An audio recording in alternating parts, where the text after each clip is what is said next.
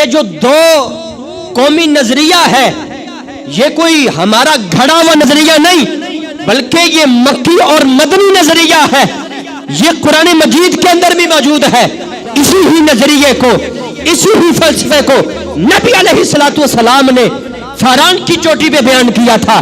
فرمایا یہ جو کافر ہے اور مسلمان ایک الگ الگ ہے. بدر و حنین کے اندر احد و خندق کے اندر صحابہ کرام نے جہاد کیوں کیا جبکہ نسل بھی ایک تھی, زبان بھی ایک تھی, قوم بھی ایک تھی, وطن بھی ایک تھا, لیکن کیا تھا کہ ہم چاہتے ہیں اسلام کو عروج و بلندی مل جائے, اسلام کا نظام ہو جائے.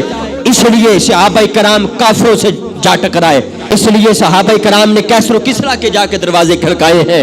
کیوں کہ ہم اسلام کا نظام چاہتے ہیں. داتا کا پاکستان, داتا کا پاکستان, یہ ہے داتا کا